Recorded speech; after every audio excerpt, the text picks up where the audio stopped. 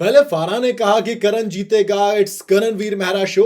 और अब कंगना आई तो उन्होंने भी कह दिया कि इस घर के अंदर सबसे ज्यादा अगर बाहर चर्चा हो रही है किसी की तो उसका नाम है करणवीर मेहरा।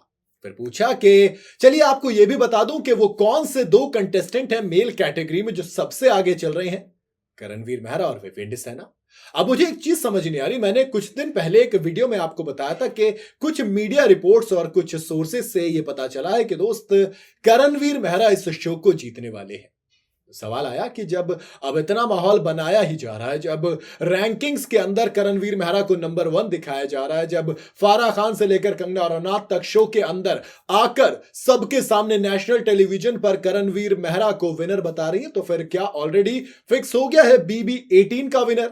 सवाल इसलिए क्योंकि देखो करणवीर मेहरा की बात करूं तो कहीं ना कहीं बहुत ज्यादा स्ट्रॉन्ग कंटेंडर है विनिंग ट्रॉफी के। क्यों?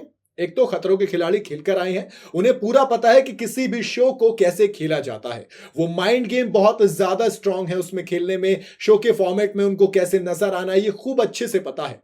क्योंकि आप बताइए ना मुझे, बहुत रेयर ऐसा प्रोमो आता है जिसके अंदर करणवीर मेहरा इंक्लूड नहीं होते। उसके अलावा उन्होंने एक क्रैक कोड और निकाल दिया कि आप सुबह सबसे पहले उठो और कुछ ऐसी बात बोलो कि बिग बॉस मजबूरन उसे दिखाएं।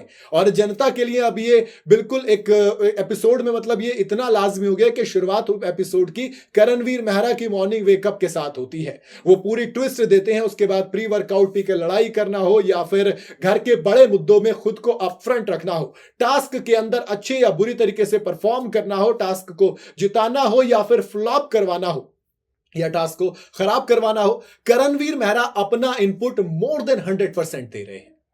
तभी तो लोग कह रहे हैं कि भैया जब इतनी चर्चा हो ही रही है तो फिर कह ही देते हैं कि भैया करणवीर मेहरा सीजन 18 जीतने वाले हैं। तभी तो मेरे मन में सवाल आया ना कि जब देखो दो तरीके होते हैं। एक तो माहौल बनाना कि आप पहले खिलाड़ी के इर्द गिर्द इतना माहौल बना दो, इतना माहौल बना दो कि जनता अपने आप उसको वोट दे और कहे कि हाँ भैया करणवीर मेहरा जीत रहे, तो फिर जीतते हुए घोड़े पर दाव लगाते हैं ना, चलिए उसी पर पैसे लगा देते हैं जो घोड़ा जीत रहा है। कहेंगे भैया देखिए हमने अपना एक जब काम किया, हमने जिस इंसान को वोट दिया वो जीत गया, तो कहते हुए अच्छा लगेगा। दूसरा होता है माहौल बनाना एक के लिए और दूसरे को जिता देना सरप्राइज एंगल दिखा के। तो या तो करणवीर मेहरा जीतेंगे जितना माहौल बनाया जा रहा है, या फिर वो इस बढ़ते माहौल के चक्कर में गेम हार जाएंगे। आखिर में बिग बॉस एक ट्विस्ट लाएंगे और टक से विवेंद्र सेना, जिनको वो लाडला कह रहे हैं, उसको जिता सकते हैं, या फिर जिसे जनता लाडला कह रही, जनता पेट भरकर वोट्स दे रही है, नाम है रजत दलाल। तो मेरे ख्याल से इनमें से भी कोई एक विनर बन सकता है। तभी तो मैंने कहा मेरे लिए इस घर के अंदर जो टॉप 3 पोटेंशियल्स हैं वो करणवीर मेहरा, उसके बाद विवेंद्र सेना